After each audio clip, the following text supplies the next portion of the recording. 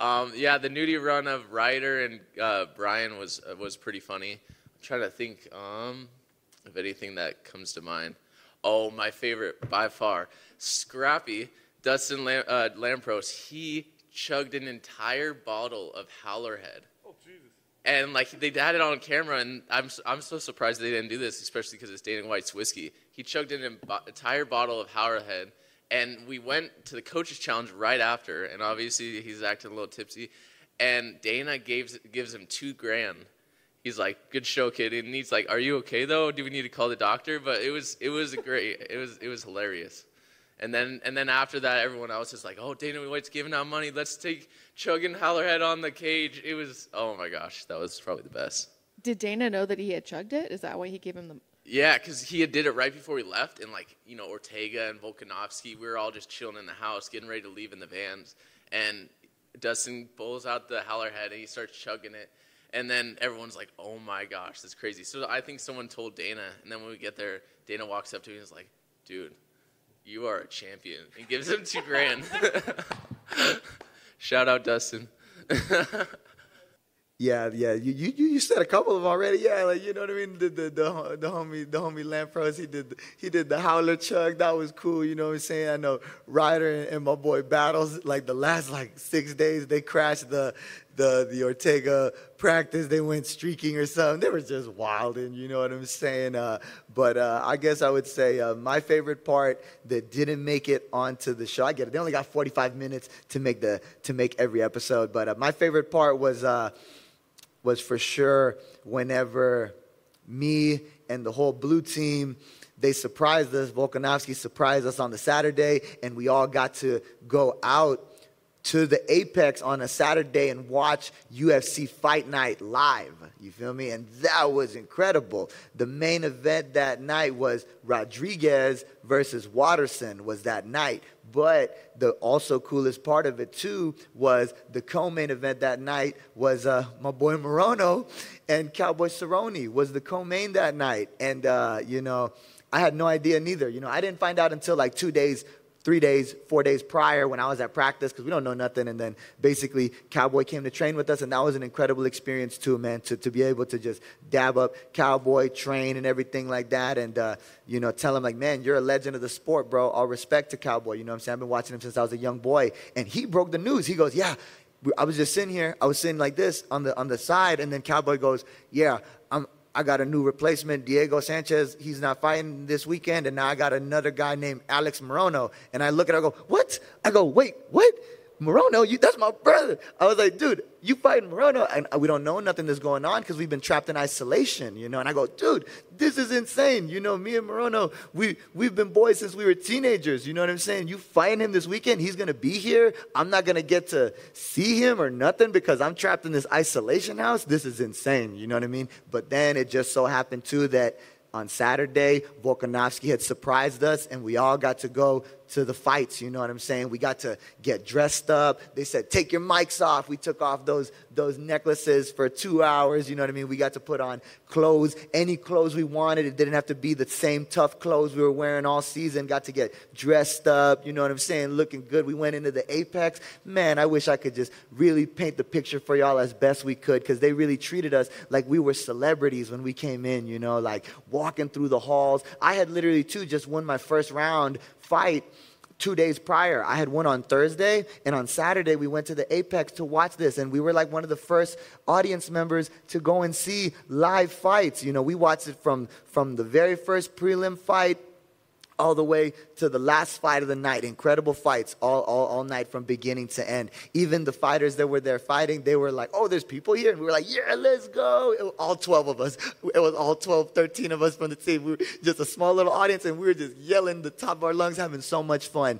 And then, obviously in the co-main event, it was Morono versus Cowboy. And all respect, you know what I'm saying? But it was old boy Cowboy, he a legend, you know what I mean? But I was very happy for Morono that he got the victory, and I saw him, everything like that. It was for a brief, only 60 seconds we saw each other, you know what I mean? But I gave him the biggest hug of my life, you know what I'm saying? And I was in there with the tears, you know what I'm saying? I told him, I go, bro, it's like a dream, bro. It's like we living in a dream. It's like a movie, bro. This is incredible. And that memory will be a memory that I take with myself forever until I'm an old man with gray hair, you know what I'm saying? And it was a great moment between me and my boy Morono. Yay, man. I love you, bro. You know what's up, baby. You feel me, man?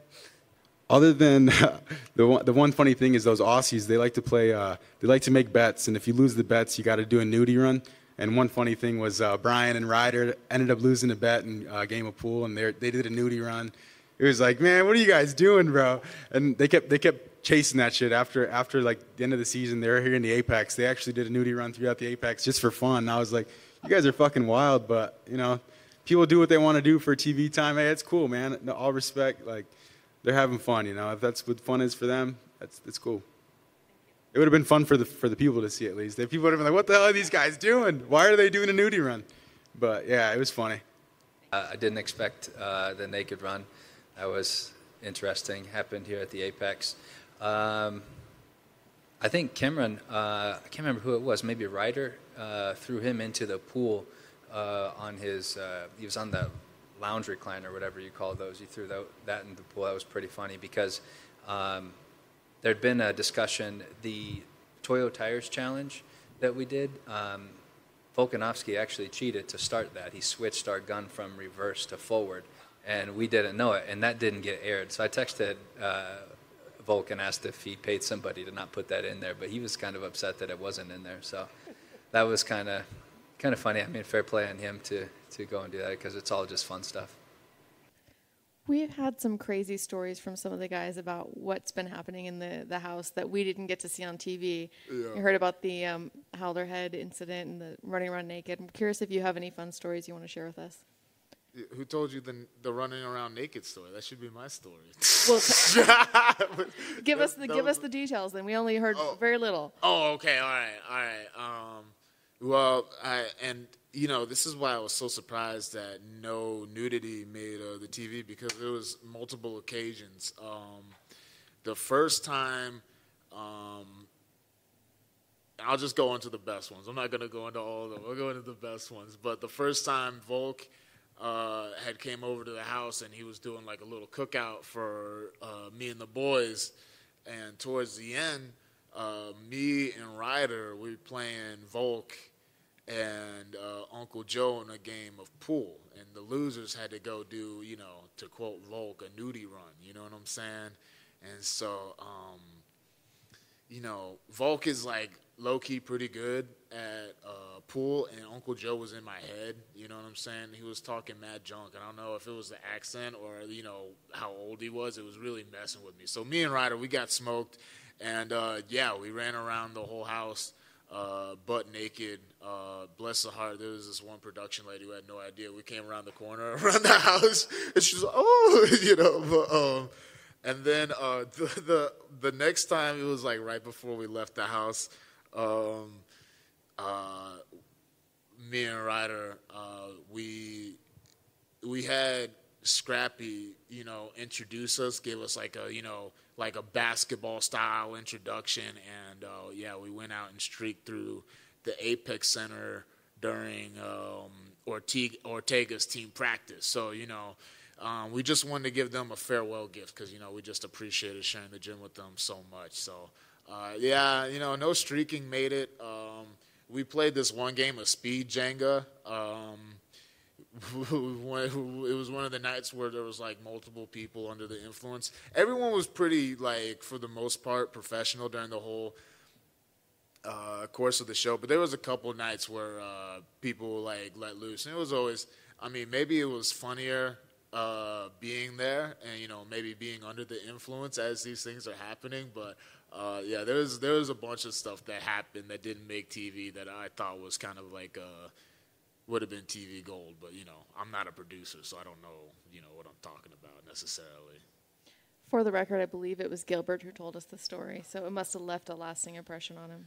You know, all right, if it's Gilbert, I'll give it a pass, you know what I'm saying? Because, you know, he might have had to see something that he wasn't ready for, you know what I'm saying?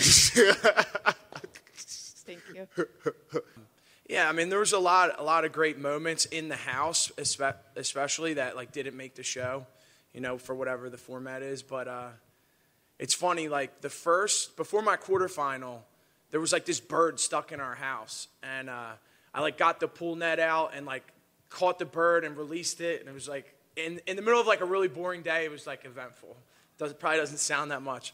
So I go out and win the quarterfinal, and then right before my semifinal, we were all sitting by the pool, and there was this bird just like acting weird again. And someone said like, "Hey, look at that bird." Next thing you know, the bird jumps in the water, and we're like, "That's weird." Drowns itself in the pool. So I pull it out. We got nothing else to do.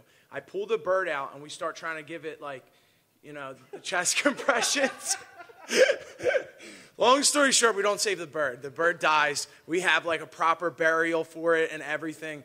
And I was like, I remember going back inside and be like, that cannot be a good sign for like what today's gonna happen. But it is what it is. Yeah. That's definitely not the kind of Fucking story bird. I expected. Thank you.